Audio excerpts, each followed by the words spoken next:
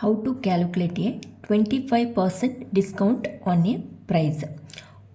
ಅಂದರೆ ಒಂದು ವಸ್ತುವಿನ ಮೇಲೆ 25% ರಿಯಾಯಿತಿ ಇದ್ದಾಗ ಹೇಗೆ ಲೆಕ್ಕ ಹಾಕೋದು ನೋಡುವ. ಈಗ ಒಂದು ಟಿ ವಿ ಒರಿಜಿನಲ್ ಪ್ರೈಸ್ 13,500 ಇದೆ ಅಂತ ತಿಳ್ಕೊಳ್ಳಿ. ಒಂದು ಟಿ ವಿ ಒರಿಜಿನಲ್ ಪ್ರೈಸ್ 13,500. ಈ ಪ್ರೈಸ್ ಮೇಲೆ ಡಿಸ್ಕೌಂಟ್ ಎಷ್ಟು ಕೊಟ್ಟಿದ್ದಾರೆ? 25%. 13,500 ಮೇಲೆ 25% ಡಿಸ್ಕೌಂಟ್ ಕೊಟ್ಟಿದ್ದಾರೆ. ಮೊದಲಿಗೆ ನಾವು ಡಿಸ್ಕೌಂಟ್ ಅಮೌಂಟ್ ಎಷ್ಟು ಅಂತ ನೋಡುವ. ಡಿಸ್ಕೌಂಟ್ ಅಮೌಂಟ್ ಎಷ್ಟು ಬರ್ತದೆ ಅಂತ ನೋಡಿ.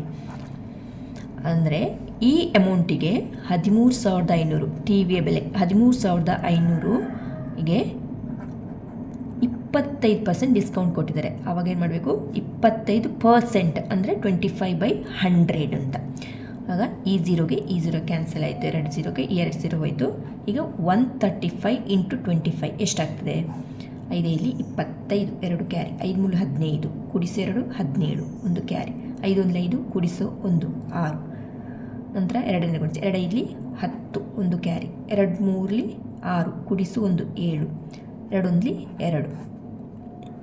5 7, 6 ಕೂಡಿಸು 7 13, 1 ಕೂಡಿಸಿ 2 3, ಎಷ್ಟಾಯಿತು? 3,375. ಇದೇನು? 3,375 ಡಿಸ್ಕೌಂಟ್ ಅಮೌಂಟ್. ಡಿಸ್ಕೌಂಟ್ ಅಮೌಂಟ್ ಎಷ್ಟು? 3,375. ಆಗ ಏನು ಮಾಡಬೇಕು? ಫೈನಲ್ ಪ್ರೈಸ್ ಎಷ್ಟು ಬರಬೇಕಾಗಾದ್ರೆ, final price original price T V original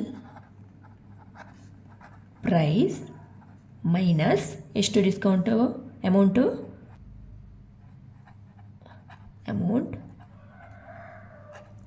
T V original price 13,500 minus ಎಷ್ಟು ಡಿಸ್ಕೌಂಟ್ ಅಮೌಂಟ್? ಇಷ್ಟು ಡಿಸ್ಕೌಂಟ್ ಆಗಿದೆ, 25%ಗೆ ಇಷ್ಟು ಡಿಸ್ಕೌಂಟ್ ಆಗಿದೆ, 3,375. ಎಷ್ಟು ಆನ್ಸರ್? ಈಗ 13,500 3,375 ಕಳೆದಾಗ 10,125. ಈಗ ಫೈನಲ್ ಪ್ರೈಸ್ ಟಿ ವಿದು ಎಷ್ಟು? 10,125.